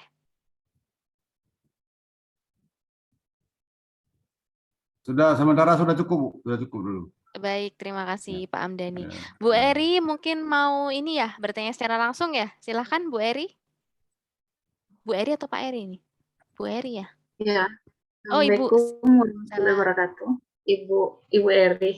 Maaf saya tidak bisa on cam karena lagi kurang sehat gitu. Salam kenal semuanya. Perkenalkan saya Dr. Eri sebenarnya saya dari Makassar ya, DPW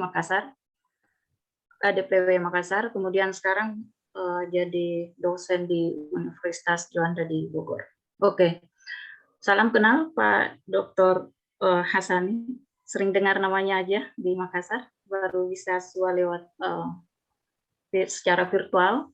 Kemudian salam kenal Ibu Dr. Resti, luar biasa Ibu, jadi motivasi buat saya juga, dan salam kenal buat Bapak Soleh dan Bapak Ibu dokter yang saya hormati sekalian. Oke, pertanyaan saya ada masing-masing kepada narasumber ya. Yang pertama saya ingin bertanya kepada Ibu Dr. Esti yang saya hormati. ada pertanyaan saya ini Bu. Ini kan terkait berkeadilan Pancasila. Negara kita ini kan yang namanya berpedoman pada Pancasila. Nah, kita kan negara terbesar untuk umat Muslim atau Islam. Pastinya untuk pembagian harta gono juga kita tidak lepas dari hukum-hukum Islam yang telah ditentukan. Nah, pertanyaan saya, bagaimana dengan konsep pembagian harta bersama antara suami istri ini yang menurut hukum Islam dan menurut hukum positif, hukum undang-undang, apakah pada saat nanti itu bisa dikatakan bahwa telah berkeadilan berpancasila gitu maksud saya, berkeadilan secara Pancasila. Yang kedua, ini mengenai studi kasus yang banyak terjadi terkait harta bersama dengan besaran kontribusi suami istri. Ini kan untuk mengukur dari indikator berkeadilan itu sebenarnya bagaimana. Adil itu tidak mempunyai ukuran sebenarnya, hanya bagaimana masing-masing pihak menerima putusan itu, itulah berkeadilan. Adil itu menurut saya sangat-sangat subjektif dan tidak mempunyai ukuran tertentu. Gitu. Nah, bagaimana dengan jika dalam suami istri itu dia mempunyai kontribusi yang sama dalam harta bersama, dan pada saat terjadi perceraian ternyata salah satu pihak tidak menerima. Anggaplah si istri merasa bahwa dia mempunyai kontribusi terbesar terhadap harta bersama. Bagaimana ini Ibu? Dari sudut pandang hukum kompilasi, hukum Islam dan undang-undang. Terima kasih Bu, itu dua pertanyaan saya. Untuk Bapak Dr. Hasani, saya juga ada pertanyaan. Maaf, suara saya agak ini.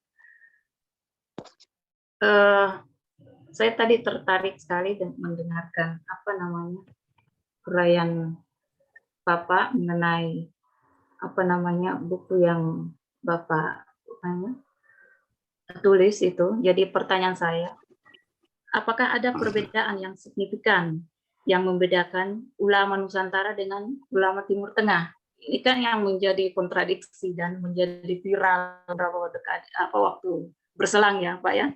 Mungkin agak-agak pertanyaan yang sedikit kekinian mungkin Pak ya. Ya. Itu untuk Pak Dr. Hasani, mohon pencerahannya Pak. Kemudian untuk pertanyaan saya kepada Bapak Soleh, bagaimana sebetulnya aturan Islam terkait hubungan sosial dengan non-Muslim? Ini kan terkait dengan keberagaman. Dan pertanyaan kedua, jika memungkinkan, itu saya ingin bertanya, apa sih indikator yang sebenarnya sehingga ada 4 poin yang Bapak katakan itu sebagai moderasi beragama, yang adanya perbedaan dalam kebersamaan dalam keberagaman.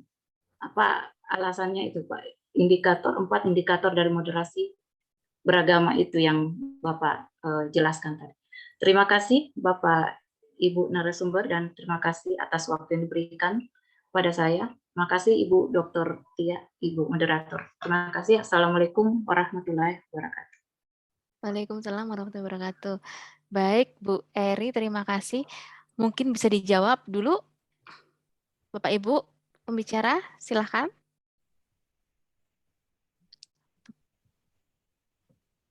Pak Hasani mungkin? Baik, terima Pak Soleh kasih. terpental ini sepertinya. Oh, masih ada Pak Soleh. Baik. Ya Bu. Mau saya dulu atau Pak Soleh dulu? Silakan Pak Dokter. Baik. Ya, apa yang membedakan antara mufassir Indonesia atau mufassir Nusantara dengan mufassir-mufassir yang lain? Karena tadi saya katakan bahwa at-tafsir huwa al-fahmu, ya. Yang namanya tafsir itu memahami al-kashfu, al-idhar, menjelaskan apa yang dijelaskan, menjelaskan Al-Qur'an. tentu dengan konteksnya. Produk penafsiran itu sangat erat kaitannya dengan si mufassir. Kalau mufassirnya itu berlatar belakang pendidikan tertentu, ya maka produk dari tafsirnya pun kira-kira mendekati dengan apa yang ada pada dirinya, ya. Begitupun dengan kultur, dengan budaya, dengan latar belakang pendidikan, termasuk juga latar belakang bangsa dan negaranya. Misalnya kita kenal di Indonesia ada tafsir Al-Misbah misalnya. Tafsir Al-Misbah itu sebagian dikerjakan di Indonesia, sebagian juga dikerjakan di Mesir ketika Profesor Quraish Shihab dalam bertugas ketika menjadi duta besar di Mesir. Nah, begitupun misalnya tafsir Al-Azhar misalnya di tafsir di Indonesia, tafsir Al-Azhar itu sangat kuat tafsir harokinya, ya, harokinya, gerakannya, karena sebagaimana kita tahu bahwa Profesor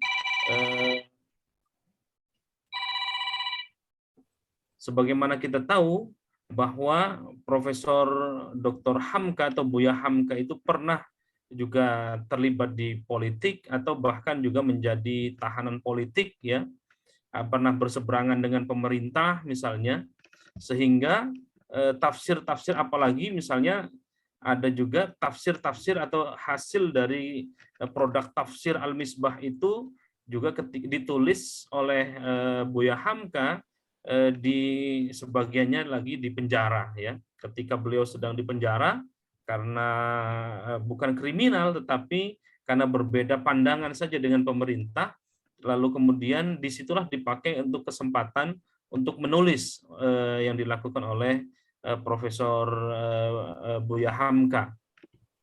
Nah, ada juga yang misalnya kalau kita baca tafsir Asy-Sya'rawi, ya, tafsir Asy-Sya'rawi itu ditulis oleh mufassir Mesir, ya, Dr. Asy-Sya'rawi. Dr. Asy-Sya'rawi atau Syekh Asy-Sya'rawi itu beliau menulis, sesungguhnya bukan beliau yang menulis tafsir tetapi murid-muridnya. Ketika Syekh Asy-Sya'rawi menyampaikan di pengajian-pengajiannya pengajian tafsir, dan hasil dari pengajian tafsir itu kemudian dibukukan menjadi tafsir Asy-Sya'rawi. Lalu kemudian ada Al-Abr Al-Athir, itu juga hasil atau produk tafsirnya dihasilkan dari ceramah-ceramah yang dilakukan oleh penulisnya di radio-radio, lalu kemudian selesai tafsir itu kemudian dibukukan. Nah, ini menandakan bahwa latar belakang keilmuan, latar belakang pendidikan, termasuk madhab, ya, termasuk madhab itu akan mempengaruhi terhadap produk penafsiran. Dalam launut tafsir, dalam corak tafsir itu kita kenal ada corak fikih, ya. Ada mufassir-mufassir yang latar belakang fikihnya bagus, ya. Lalu kemudian buku-buku fikihnya bagus, maka dicap tafsirnya menjadi corak fikih. Ada misalnya kita baca tafsir Fathul Qadir karya Asy-Syaukani misalnya. Syekh Asy-Syaukani itu termasuk madhabnya Syiah, tetapi Syiahnya Syiah Zaidiyah.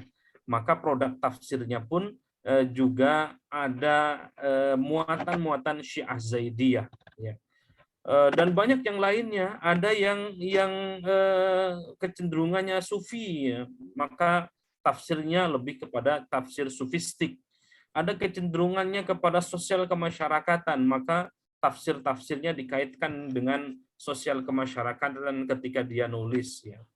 Nah, inilah yang kemudian menjadikan antara tafsir yang satu, ya, dengan yang lainnya berbeda. Jangankan tafsir Indonesia dengan tafsir misalnya tafsir Timur Tengah, ya, tafsir Indonesia atau sesama tafsir Indonesia saja bisa jadi berbeda karena berbeda latar belakang keilmuan, maupun daerahnya. Nah, inilah saya kira yang membedakan antara mufassir yang satu, antara mufassir klasik. Bahkan mufassir klasik juga berbeda dengan mufassir kontemporer dengan modern. Lahirnya atau sebelum lahirnya tafsir bil akal atau tafsir bil ra'yi, ya, sebelumnya ada tafsir bil ma'thur. Bil ma'thur itu penafsiran Al-Qur'an dengan Al-Qur'an, Al-Qur'an dengan hadis, dan Al-Qur'an dengan qaul sahabah. Itu di awal-awal penafsiran atau perkembangan mufassir klasik itu. Lalu kemudian belakangan ini ada dikembangkan lagi, bukan hanya bil ma'thur, bukan hanya Al-Quran bil Quran, Quran dengan hadis, Quran bi qaulis sahabah, tetapi juga kecenderungan akal atau kecenderungan aklinya jauh lebih banyak porsinya, maka dikenal dengan bukan hanya tafsir bil ma'thur, tetapi tafsir bil ra'yi. Lalu ada setelah bil ma'thur, bil ra'yi, kemudian itu dianggap tidak akomodir terhadap gerakan hati, misalnya dengan pembersihan hati, dengan penjernihan kolbu, maka lahirlah tafsir Isy'ari. Tafsir Isy'ari itu kecenderungannya kepada tafsir bersifat sufistik. Jadi antara satu mufassir dengan mufassir yang lainnya itu bisa dipastikan mereka bisa jadi berbeda, dan biasa saja karena itu bagian dari ijtihad, ya Bapak Ibu sekalian, para cendekiawan sekalian. Yang tidak berbeda adalah Al-Qur'annya, sedangkan produk tafsir itu adalah produk pemikiran dari sang ulama atau sang mufassir yang mempunyai latar belakang keilmuan dalam menafsir Al-Qur'an. Tentu tidak sembarangan. Baru santrinya pun santri kilat kemudian menjadi mufassir.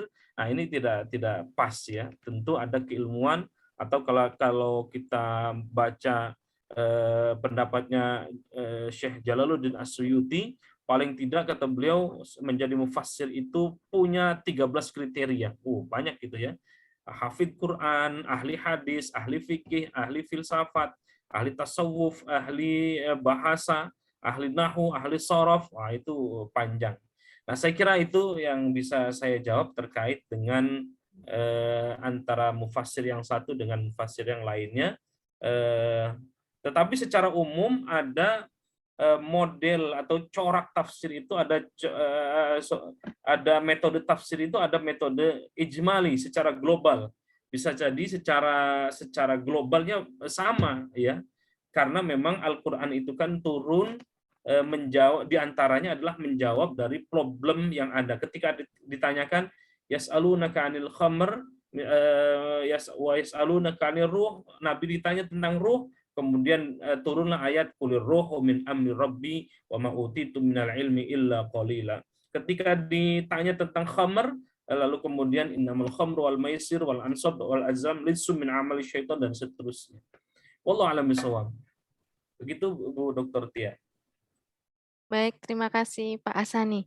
Pak Dr. Soleh mungkin mau menambahkan, tadi ada juga pertanyaan buat Pak Dr. Soleh tadi.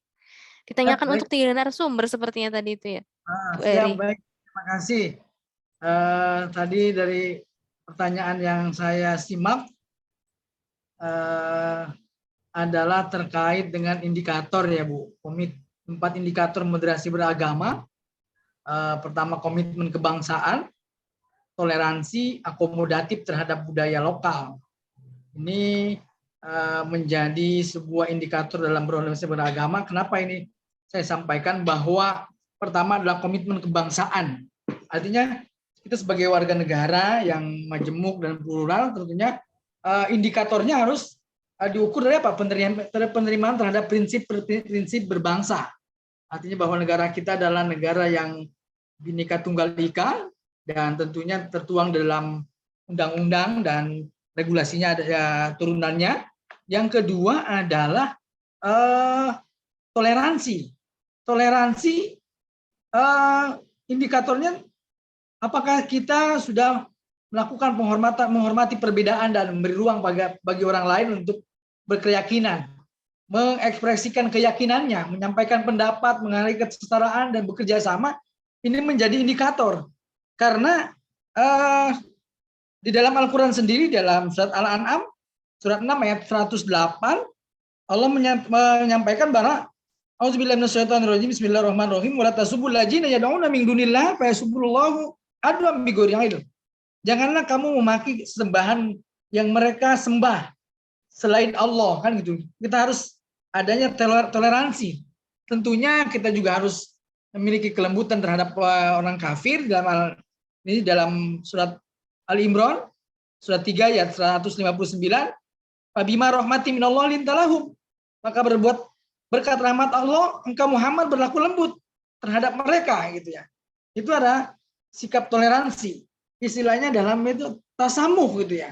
Bagaimana sikap tasamuh itu kita berikan, fikro tasamuhiyah, ya, pola pikir toleransi dalam hidup berdampingan secara damai, harmonis dengan pihak lain, walaupun akidah, cara berpikir dan budaya yang berbeda. Itu yang kedua. Yang ketiga, anti kekerasan. Indikatornya bisa kita lihat. Jika saat ini menolak ajakan individu atau kelompok untuk melakukan kekerasan, tentunya kita harus memberikan pemahaman, ya, bahwa itu ada di situ ada nilai, gitu ya. Kita memiliki nilai menjadi kira-kira itu baik atau tidak, gitu ya, ketika melakukan terhadap kekerasan. Penerimaan terhadap tradisi Indonesia, ya, yang dalam indikator ini yang saya catat akomodatif terhadap budaya lokal, ya. Kita harus menerima terhadap tradisi Indonesia yang beragam tradisi yang berbeda-beda. Tentunya kita harus ramah dan menerima budaya, ya. Terlebih dengan sekarang budaya tadi yang saya masuk banyak infiltrasi budaya. Tentunya kita sebagai Muslim harus menjaga nilai-nilai itu, gitu. Al-muhafazatu ala qadami sholih wal ahzu bil jadidil aslah. Menjaga nilai-nilai yang lama, tentunya akomodatif terhadap nilai-nilai baru yang lebih baik, dengan tidak menghilangkan daripada nilai-nilai yang sangat baik, tentunya yang lama. Saya kira itu prinsipnya pada bahwa nilai-nilai agama menjadi landasan utama dan pijakan dasar dalam memajemukkan kita dalam menjalani kehidupan beragama ini. Saya kira itu, Bu Dr. Tia. Baik, terima kasih Bu Eri. Masih di sini ya, Bu Eri? Iya, Ibu. Oh iya, Bu Esti ada yang ingin ditambahkan? Terima kasih Bu Moderator, Bu Dr. Tia, untuk pertanyaan Bu Dr. Eri. Sesuai yang seperti yang kita ketahui, pendapat salah satu filsuf Yunani yaitu Aristoteles di dalam bukunya Nicomachean Ethics, beliau mengatakan bahwa justice is done when equals are treated equal. Nah, keadilan akan terlaksana jika hal-hal yang sama diperlakukan sama dan hal-hal yang tidak sama diperlakukan tidak sama. Oleh karena itu, hukum hanya bisa ditetapkan dalam kaitannya dengan keadilan.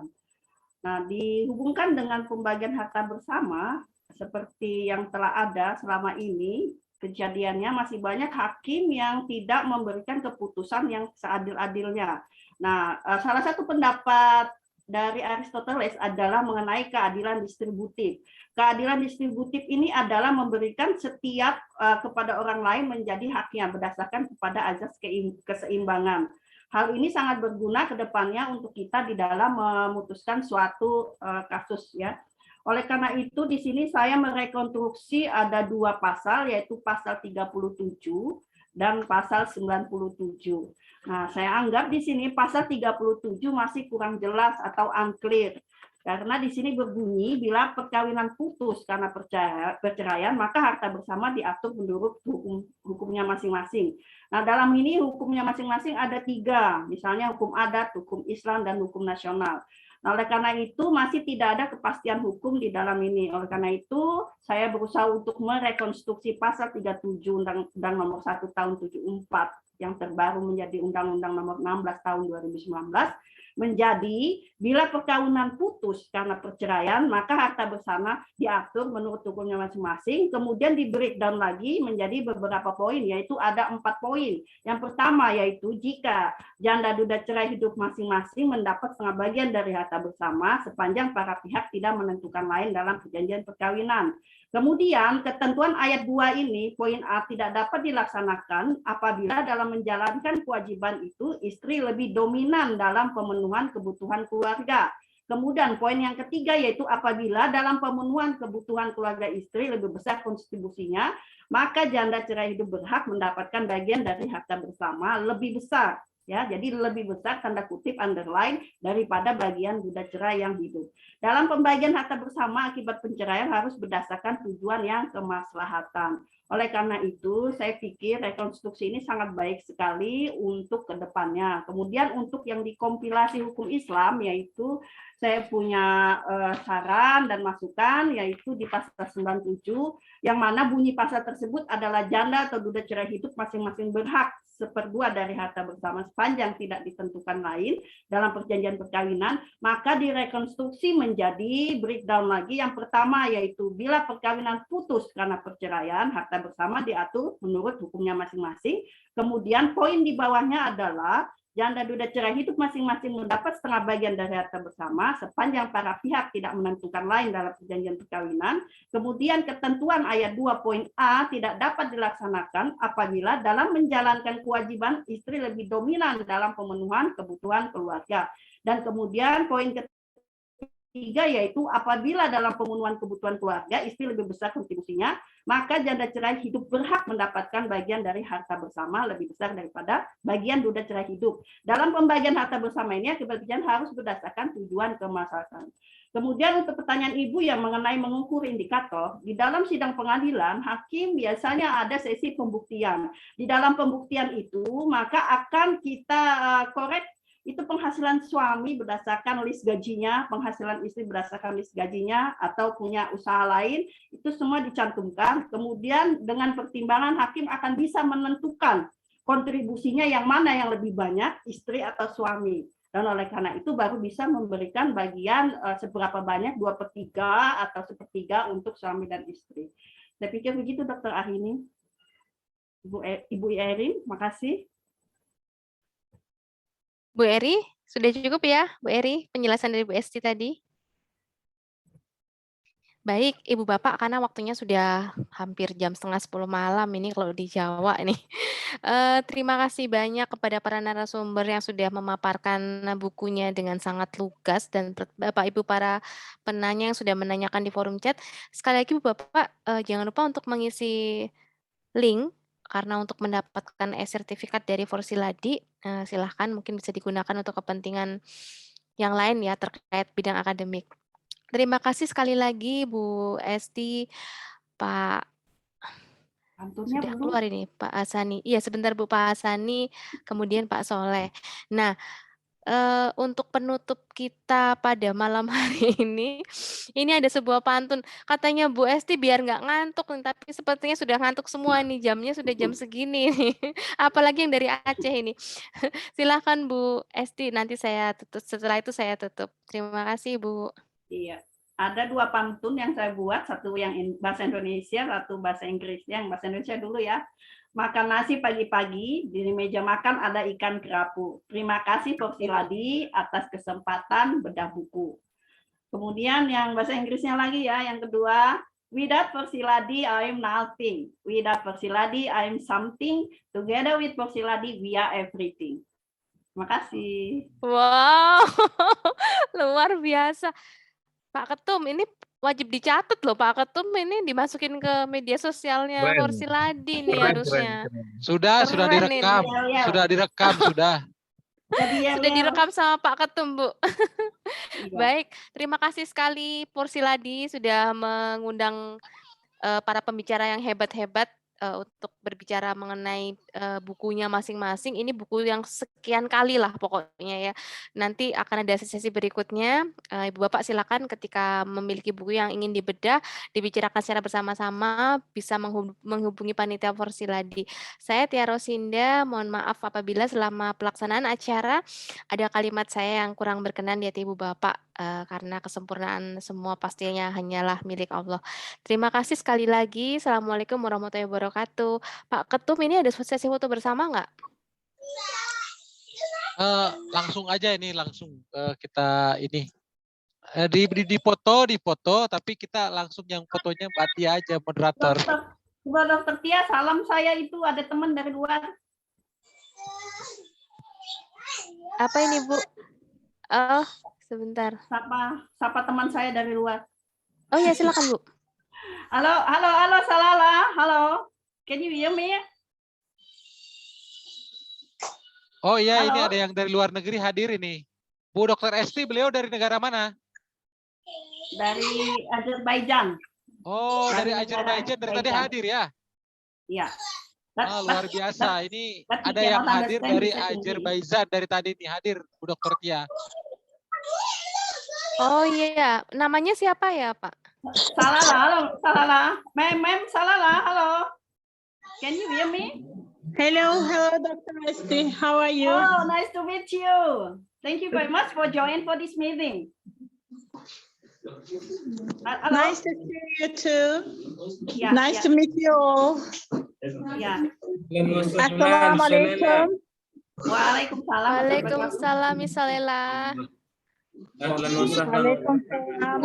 I am from Azerbaijan. Nice to join you, but unfortunately, I don't understand you. What are you talking about? I just listen. I know that you are talking about Dr. Esti's new book. I just know that, but actually, I don't understand what are you talking about. I'm so sorry. If you have anything to ask, I can answer your questions. Okay. One question for you, Salala. I told my book about the question of joint property in my country, Indonesia. Can you explain for us from your country, joint property from your country? Division, just a little bit, 1 minute. Yeah, I know some rules in my countries. I can share with you. But what would you like to share with me? What do you like? I share. For example, can you offer? For example, there is wife and husband, they divorce, and then after that, normally we should have division of joint property. So how many times they will give half or maybe all? Yes, I understand. Okay, and they will, the law gives 3 months for the couples to solve their problems. And in the court, if the spouse have minor children in common, or if one of the spouse does not agree to divorce, rules like that, they solve this problem within 3 months. Once this rule, if the spouses have minor child or in common, or if the spouses does not agree to the divorce. The second is in register, if the spouse don't have common minor children, and if both of them agree to the divorce, regardless of their minor children, the divorce can be done at the office. And if they are both agree, the divorce can be done within 1 month. If they don't agree with something, they decide to do it within 3 months. And actually, there are a lot of rules, but I don't know about all rules because it's not happened to me. Unfortunately, it doesn't happen to me. That's why I just know some rules about it. But I know that if they divorce, they divide all things between them, between the husband and wife. They divide all things, but they also pay to the court during the process. I know also this rule, during the process, they also pay some money for the court. But actually, I don't know how much they pay, but it's like that. I think it is about $50, about $50, I think. With if I say with the dollar, with American currency. I know that you don't know our currency, that's why I change it for the dollar. Okay, if any question, for example, if one have a child, everybody, a mother, it can stay with her mother until their 18 age. If 2 child or 3 child, it doesn't matter. If mother agrees, she can take care of her children, but father give money for them for their growing up. Actually, I don't know how much do their rules give that money, they give that support. I don't know it, but I know that they give some money for growing children. Thank you so much. Thank you so much, Ms. Lola, for your explanation. Thank you very much. I am so sorry because I'm a teacher. I don't know so much about rules. I just accepted my friend's offer. I offered joined you, but I would like to learn your language because it's interesting language for me. But unfortunately, I don't know yet. But one day, I hope one day I will come to your country. I will learn some culture, some language about Indonesia. Okay. How you Yeah, nice to meet you all. Thank Thank you so much for Yeah. inviting me. Do you have any other questions? Ada pertanyaan lain? Ada yang mau bertanya kata beliau? Any question? I think we don't have a question, but thank you so much for your time for this time. Thank you. And appreciate Thank it. you. Have a good discussion. Goodbye from me. Okay. Bye bye. Have a good day. Bye bye. Bye bye. Bye. Oke, thank you, Miss Lela. Thank you, nice to meet you. Terima kasih Ibu Bapak. Kita akhiri pertemuan pada sore hingga malam ya, malam hingga jam segini ya. Kita ketemu lagi di kesempatan berikutnya. Sehat-sehat semua Ibu Bapak, karena kondisi dan cuacanya sekarang lagi tidak bersahabat. Jadi jaga imun dan jaga kesehatan, tetap bahagia. Saya pamit dulu. Assalamualaikum warahmatullahi wabarakatuh. Waalaikumsalam warahmatullahi wabarakatuh. Jaga imun, jaga iman. Warahmatullahi wabarakatuh. Terima kasih. Terima kasih Bapak semuanya. Ibu. Terima kasih Bu Dr. Esti, Bu Dr. Tia, Pak Dr. Hasani, Pak Dr. Soleh. Terima kasih semuanya. Terima kasih, terima kasih. Ini kita close ya. Ya, Pak Ketua, terima kasih. Yuk. Pak Dr. Hasani, Bu Dr. Ya, Esti. waalaikumsalam warahmatullahi wabarakatuh. Alhamdulillah, Terima sukses. kasih. Sukses. Amin. Terima kasih. Pak Hasani.